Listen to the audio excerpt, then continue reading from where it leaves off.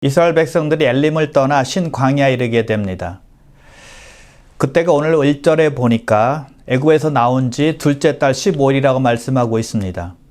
이스라엘 백성들이 출애굽한 지 정확하게 한 달이 되는 날입니다. 그동안 이스라엘 백성들은 엄청난 일들을 많이 경험했습니다. 먼저 그들은 애굽 사람들에게 내려진 장자의 재앙을 보았고요. 출애굽했고 그리고 홍해를 육지처럼 건넜습니다. 그리고 얼마 전에는 마라에서 쓴 물로 인해서 고통을 겪게 되죠. 하나님께서 인도하셔서 하나님께서 축복해 주셔서 쓴 물이 단물로 변하는 기적도 보았습니다. 그들은 재앙으로 인한 비극도 보았고 승리도 맛보았고 시험도 경험했던 것입니다. 자, 마라에서는 물로 시험이 있었죠. 자, 그런데 지금 신광야에서는 어떤 시험이 있었을까요? 자, 3절 같이 보겠습니다. 백성들이 모세와 아론을 원망하고 있는 장면이에요. 우리가 애굽 땅에서 고기 가마 곁에 앉아 있었던 때와 떡을 배불리 먹던 때에 여호와의 손에 죽었더라면 좋았을 것을 너희가 이 광야로 우리를 인도해 내어 인 온 회중이 줄여 죽게 하는도다. 애굽에서는 아주 잘 먹었다는 것입니다. 그런데 너희 두 사람 모세와 아론 때문에 우리가 광야로 이끌려 와서 지금 굶어서 죽게 되었다라고 말하고 있는 것입니다. 식량 부족 때문에 모세와 아론을 원망하고 있는 거예요. 자, 지금 백성들은 또 원망하고 있죠? 자, 이 원망은요, 이스라엘 백성들의 트레이드 마크나 마찬가지예요. 얼마나 원망을 많이 했던지 그들만 생각하면 원망, 불평, 불만 이 말만 떠오르게 된다는 것입니다. 지금까지도 그랬고 앞으로도 계속 우리가 보게 될 것입니다. 여러분, 마약만 중독이 되는 것이 아닙니다. 술과 담배만 중독이 되는 것이 아니에요. 불평, 불만, 원망도 중독이 됩니다. 습관성이에요. 우리 주위에 보면 늘 불평, 불만을 입에 달고 다니는 분이 있습니다. 조금만 마음에 안 들어도 불평하는 거예요. 그런데 뭐 사실 불평 안 한 사람이 어디 있겠습니까? 어려운 일 당하면 불평이 나오겠죠. 근데 습관적으로 불평하는 사람이 있어요. 그냥 충분히 이해하고 넘어갈 수 있는 일인데도 참지 못합니다. 조금만 힘들면 조금만 마음에 안 들면 불평부터 하는 것입니다. 불만을 입에 달고 사는 것입니다. 그런 사람이요, 중독이 된 사람이라고 볼 수 있는 것이죠. 불만이 가득 차서 입 밖으로 나오는 거예요. 이스라엘 백성들이 바로 원망하는 것에 중독되어 있었다는 것입니다. 킹 제임스 버전에 보면 원망하다라는 단어가요, 뭘 이렇게 되어 있습니다. 뭘 MUR 중얼거리다, 투덜거리다라는 뜻이죠. 그들은 계속 중얼거리고 계속 투덜대고 계속 원망하고 불평했다는 것입니다. 모세와 아론이 자기들을 굶어 죽게 한다고 징징대고 있는 거예요. 이번 분이었나요? 홍해 앞바다에서 투덜거리며 원망했죠. 마라에서 투덜거리며 원망했죠. 그리고 이제 신광야에서는 먹을 것이 없다고 투덜거리며 원망하고 있습니다. 자, 그래서 이 원망이 나쁜 것인데요. 저 원망에 대해서 좀 더 자세히 살펴볼 필요가 있다고 생각하는데요. 여러분, 원망이 왜 안 좋을까요? 자, 공동체 안에서 불평이 왜 문제가 될까요? 전염성이 아주 강하기 때문에 그렇습니다. 2절에 보니까 온 회중이 모세 아론을 원망했다라고 말씀하고 있습니다. 몇 사람이 아닙니다. 모두가 다 원망했다는 거예요. 자, 처음부터 모든 사람이 한꺼번에 원망을 했다라고 볼 수는 없습니다. 아마 한두 사람이 또는 몇 사람이 원망하자 다른 사람에게 번졌을 것입니다. 전염되었을 거예요. 그래서 불평하는 사람이 한 그룹에 들어오면 다른 사람도 불평하게 되는 것이고 많은 사람들이 불평하는 것에 합류하게 된다는 것이죠. 교회에서 한 명의 교인이 불평하기 시작하면요, 전염이 되어서 다른 사람도 불평하게 되어 있다는 것입니다. 이스라엘 백성들이 여리고 성을 돌 때 하나님께서 그들에게 명령하신 것이 있었는데 그것은 성을 돌 때 아무 말도 하지 말라는 것이었습니다. 침묵하라는 것이었어요. 왜 그런 명령을 내리셨을까요? 이스라엘 백성들이 6바퀴 돌 때까지 성이 그대로 있을 거거든요. 그럼 백성들이 그것을 보고 불평할 수 있다는 것입니다. 성을 한 바퀴, 두 바퀴 돌 때까지만 해도 성이 그대로 있어도 백성들이 참고 계속 성을 돌 수 있습니다. 근데 세 바퀴째, 네 바퀴째, 다섯 바퀴째, 여섯 바퀴째 성을 돌아도 성이 무너질 기미가 전혀 보이지 않는다면 아마 서로 수근거리게 될 겁니다. 이렇게 열심히 돌아도 아무 일이 없네? 어찌된 일이지? 우리가 괜히 헛수고만 하고 있는 것 아니야? 라고 의심하며 불평할 수 있다는 것입니다. 그래서 한 사람이 불평하게 되면 다른 사람에게 전염이 되어서 모든 백성에게 퍼질 수 있는 것이었습니다. 그래서 하나님께서 성을 돌 때 절대 말하지 말고 침묵하며 돌라고 말씀하신 거예요. 말을 입 밖으로 내기 시작하면 믿음의 말이 아니라 분명히 불만의 소리가 터져 나올 것은 뻔한 일이었기 때문이죠. 그래서 여러분, 우리가 교회에서나 어떤 믿음의 공동체 안에서 내가 먼저 불평하지 말아야 됩니다. 그리고 어떤 사람이 나에게 불평하기 시작하면 거기에 동조하지 말아야 돼요.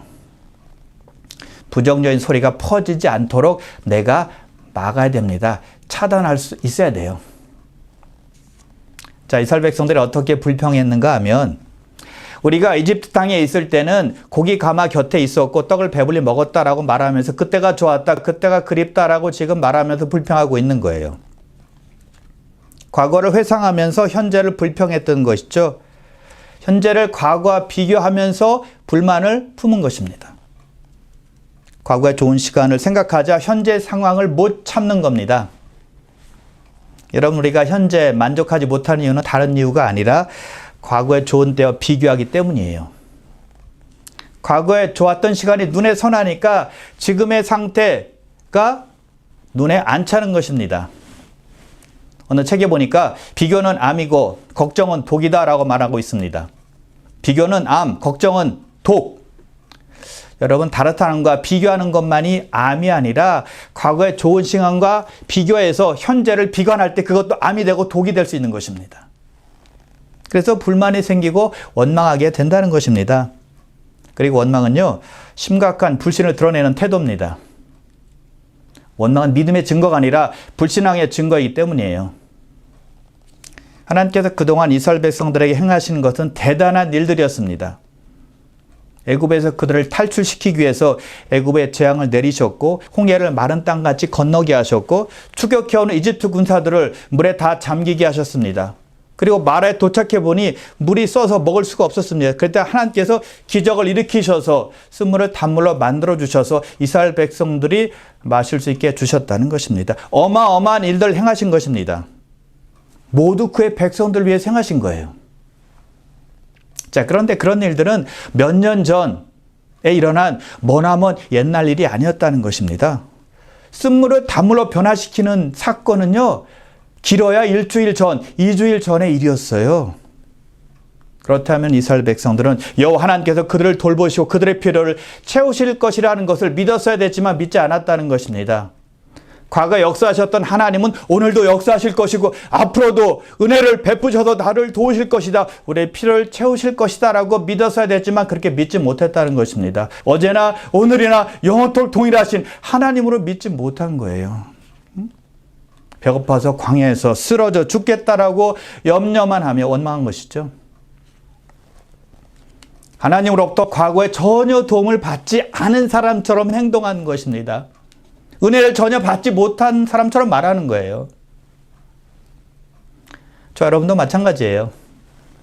하나님의 보호하심이 있었고 돌보심이 있었고 채우심이 있었고 고치심이 있었는데도 불구하고 그런 놀라운 경험들 했음에도 불구하고 현재 어려움만 보고 원망한다면, 불평으로 일관하고 있다면 하나님 과거의 나를 도우신 적이 없어라고 말하는 것과 마찬가지예요.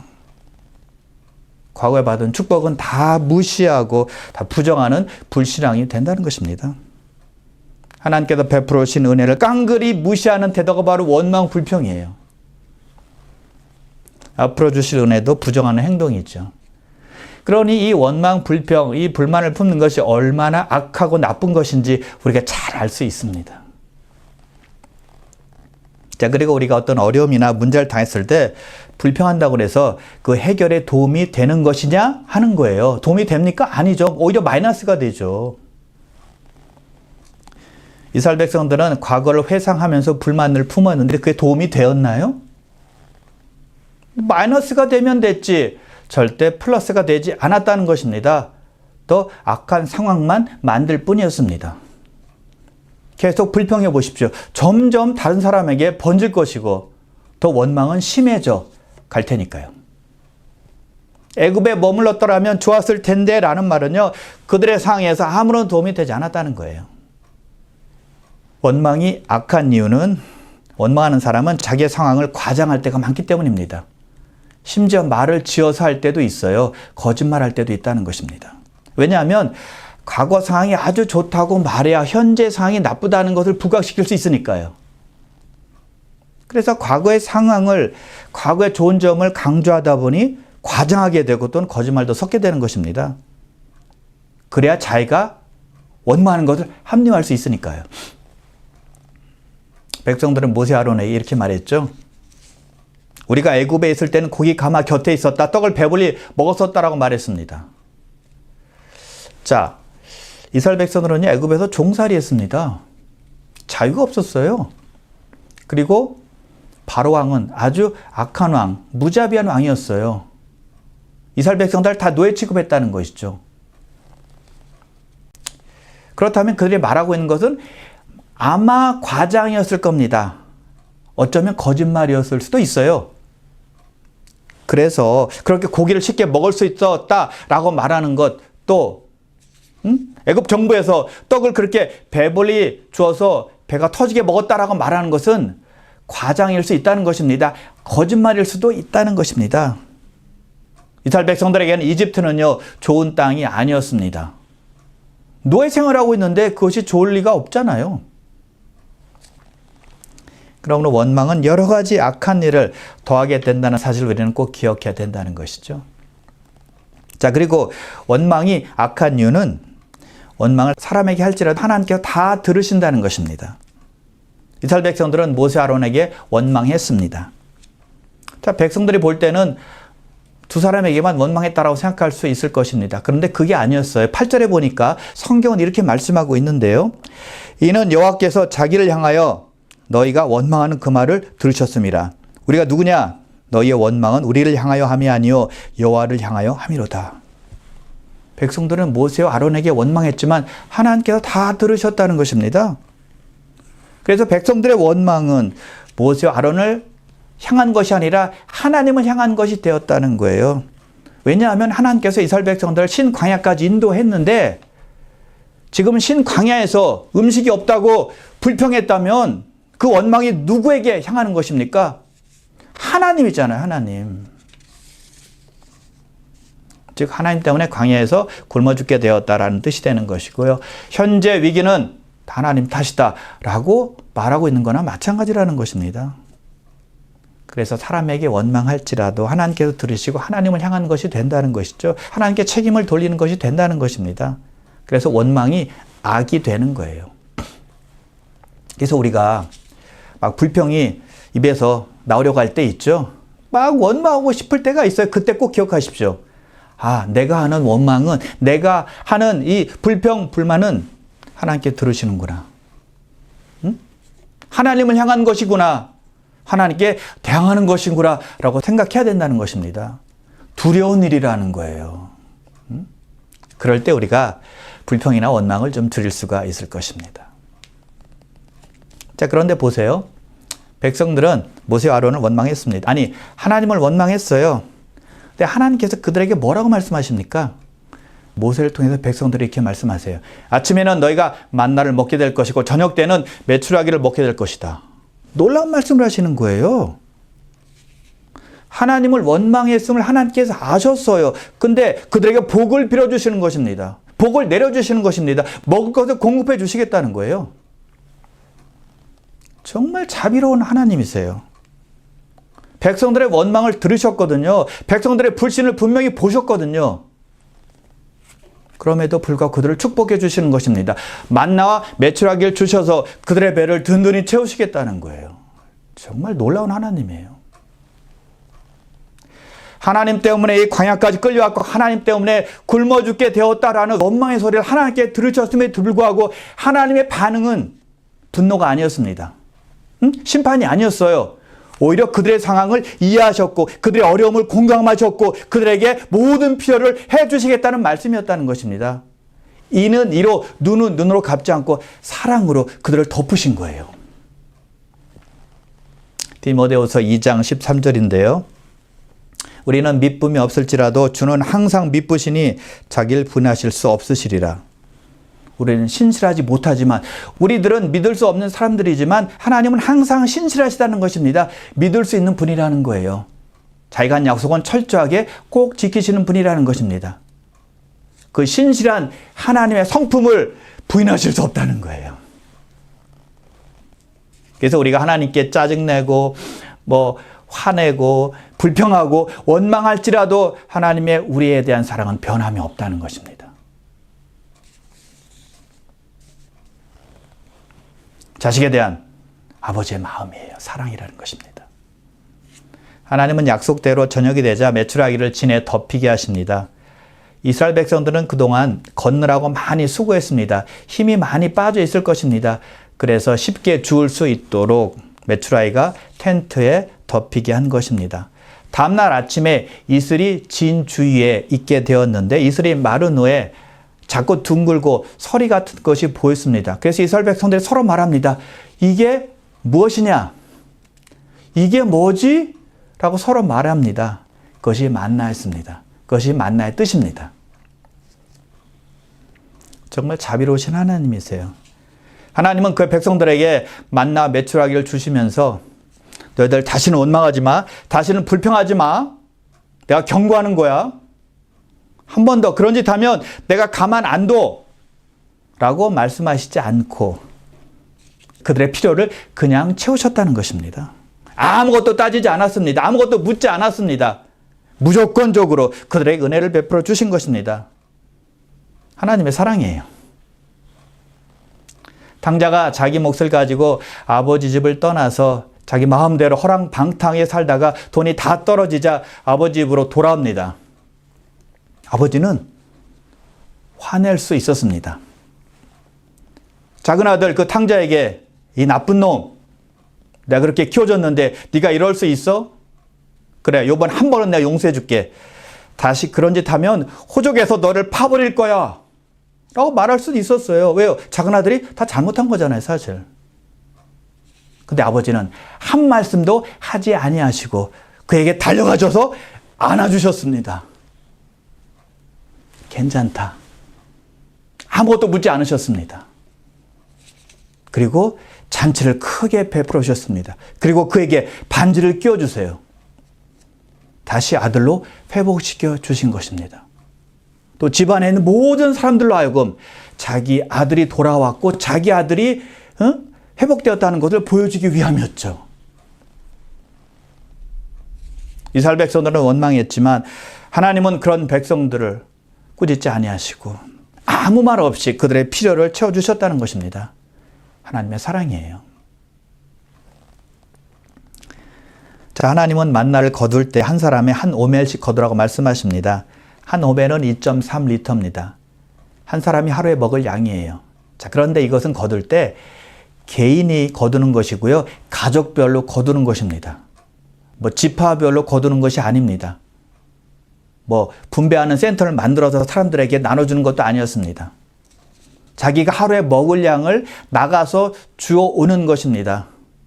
아무리 부자라고 해도 어떤 사람을 고용해서 대신 줍게 하는 것이 아니라 자기가 스스로 나가서 거둔 것을 먹는 것이었습니다. 그렇게 해서 생계 유지를 하라고 하나님께서 명령하신 거예요. 자, 그런데 어떤 사람은요, 자기가 먹을 양보다 더 많은 양을 구합니다. 그래서 다음 날까지 남겨둔 겁니다. 다음 날 보니까 벌레가 먹고 또 냄새가 났습니다. 썩어서 먹질 못하게 된 것입니다. 그래서 하나님께서 말씀하신 것입니다. 먹을 양만큼 거두라. 그리고 아침까지 남겨두지 말라라고 말씀하신 것이죠. 욕심 부리지 말라는 것입니다. 더 가지려고 애쓰지 말라는 거예요. 필요한 양만큼 거두고 또 그 다음 날은 하나님께서 채우실 것을 믿으라는 것이죠. 자, 여기에서 우리에게 주시는 교훈이 있습니다. 우리가 날마다 하나님께서 우리에게 주실 것을 믿고 하나님께 구하면 된다는 것입니다. 그럼 하나님께서 채우시겠다는 거예요. 하나님 의자라는 것입니다. 언제요? Every day. 그날 필요한 것을 달라고 하나님께 구하라는 것이죠. 예수님께서 주기도문에서 우리에게 가르쳐 주셨어요. 오늘날 우리에게 일용할 양식을 주옵시고 이렇게 기도하라고 말씀하신 것이죠. 오늘 양식을 구하라고 말씀하셨지 내일 양식을 구하라고 말씀하시지 않으셨다는 것입니다. 모든 것을 구하라고 말씀하신 것이 아니라 그날의 양식을 구하라고 말씀하신 거예요.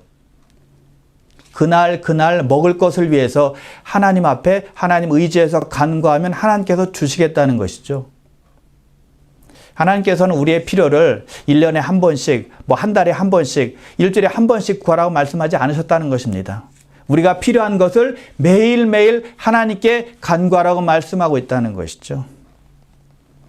그래서 이스라엘 백성들은 아침마다 그날 먹을 것을 거두어야만 했다는 것입니다. 그리고 거두고 나면 해가 나는데 그때 만나가 다 녹아버립니다. 그때는 더 이상 만나를 구할 수 없는 것이었습니다. 그리고 6일째 되는 날 금요일은 어떻게 해야 될까요? 이틀치를 주어야만 했습니다. 왜요? 그 다음날이 안식일이었기 때문이었습니다. 거룩한 안식일에는 하늘의 만나가 더 이상 내리지 않았기 때문이에요. 성경에서 처음으로 안식일이란 단어가 처음 여기 나오는 것입니다. 애굽에 노예로 있을 때는 7일 동안 일을 했지만 이제 하나님의 축복으로 인해서 6일간만 일하면 되게 된 것입니다. 자, 그런데 어떤 사람들이 만나를 구하러 안식일에 나갔습니다. 구했을까요? 못 구했을까요? 당연히 못 구했죠. 안식일에는 만나가 내리지 않는다고 말씀하셨기 때문입니다. 공동체 안에 이런 분들이 꼭 있는 것 같아요. 그러자 모세가 7째 날에 안식하고 각기 처소에서 지내라고 명령합니다. 이때부터 백성들이 안식일을 지키기 시작했던 것입니다. 그리고 하나님께서 만나 한 오매를 간수하라고 명령하세요. 왜 그런 명령을 하셨을까요? 이스라엘의 후손들이 나중에 하나님께서 이스라엘 백성들을 즉 자기 조상들을 애굽에서 인도하신 것뿐만이 아니라 광야에 있을 때 먹을 양식을 손수 보내주셨다라는 것을 알려주고 자손들로 하여금 그것을 기념하고 기억하라는 의미에서 만나 한 오매를 간수하라고 지금 하나님께서 말씀하고 있는 것입니다. 여러분, 하나님께서는요, 그가 행하신 것을 그의 자녀들이 기억하고 기념하고 하나님께 영광 돌리고 하나님께 찬송하기를 원하신다는 것입니다. 그래서 우리가 예배 때마다 그런 하나님을 찬송해야만 하는 것입니다. 구원의 하나님을 찬송해야 되고 우리를 보호하시고 인도하시고 함께 하신 하나님을 찬송해야 되는 것이고 날마다 자비를 베풀어 주셔서 우리에게 먹을 양식을 공급해 주시는 하나님을 찬양해야 되고 크고 위대하신 하나님을 찬양하고 찬송하고 하나님께 영광 돌리며 그의 이름에 높여드려야 된다는 것입니다. 그것이 믿는 자들, 하나님의 자녀들의 도리요 본분이기 때문이죠. 그리고 항아리에 만나 한 오매를 담아 여호와 앞에 대대로 간수하라고 명령하십니다. 자, 나중에 이 만나 항아리는 아론의 쌍난 지팡이와 그리고 십계명 돌판과 함께 언약궤 안에 담아서 간수하게 됩니다. 자, 여기 나오는 만나. 만나는 신약에서 누구를 의미할까요? 요한복음 6장 35절인데요. 예수께서 이르시되 나는 생명의 떡이니 내게 오는 자는 결코 줄이지 아니할 터요 나를 믿는 자는 영원히 목마르지 아니하리라. 예수님께서 오병이의 기적을 일으키시자 수많은 사람들이 예수님을 따랐습니다. 그때 예수님께서 과거 이스라엘 백성들에게 주신 만나는 하나님께서 하늘에서 내려오신 떡이다라고 말씀하십니다. 그러자 군중들이 그 말을 듣고는 그 떡을 우리에게 항상 있게 하소서라고 말합니다. 그때 예수님께서 하신 말씀이 바로 이 말씀입니다. 나는 생명의 떡이니 내게 나오는 자는 결코 줄이지 아니할 것이고 나를 믿는 자는 영원히 목마르지 아니하리라. 즉 예수님께서 영적인 만나가 되셔서 우리의 모든 필요를 채우시는 분이라는 것입니다. 그냥 만나가 아닙니다. 그냥 떡이 아닙니다. 생명의 떡, 생명의 만나라는 것입니다. 예수님께서 우리에게 생명을 공급해 주는 분이라는 거예요. 육적인 필요뿐만이 아니라 영적인 필요도 공급해 주는 분이 바로 우리 예수님이라는 것이죠. 자, 저는 이것을 이렇게 한번 생각해 보았습니다. 만나는 이게 무엇이지? 라는 뜻이라고 했습니다. 이게 뭐지? 라는 뜻이라고 했어요. 자, 근데 우리가 어려운 일 당할 때 가끔 이런 말 자주 합니다. 이게 뭐지? 이게 무슨 일이지? 라고 말할 때가 있습니다. 그거 만나잖아요. 그게 만나. 그래서 우리의 만나 되셔서 우리의 필요를 공급하시는 예수님께 나아가는 시간이라고 생각하면 어떨까요? 예수님께 나아가기만 하면 우리가 두리지 않고 예수님께 나아가기만 하면 우리를 내쫓지 아니하신다고 말씀하셨고 예수를 믿기만 하면 영원히 목마르지 않는다고 말씀했기 때문입니다. 그래서 생명을 주시는 예수님을 구세주와 주님으로 영접하고 믿으시고 우리의 모든 필요, 문제, 어려움, 고통, 괴로움을 다 주님께 가지고 나아가는 것입니다. 그러므로 사랑하는 귀한 성도 여러분, 불평과 원망은 이제 다 내려놓고 영원한 만나 되셔서 육적인 필요, 영적인 필요 모두를 우리에게 채워주시는 그런 귀하신 존귀한 예수님께 나아가서 교제하며 살아가시기를 주님의 이름으로 축원합니다.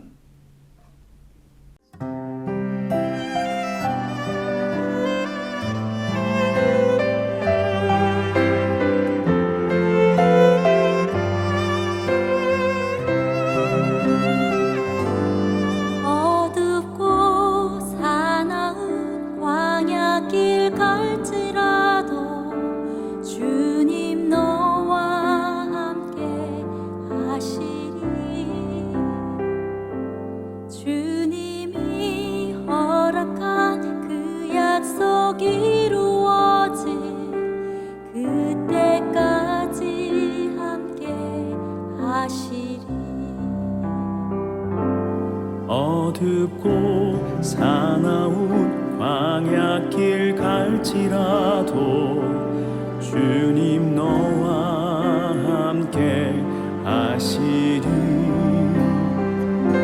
주님이 허락한 그 약속 이루어질 그때까지 함께 하시리.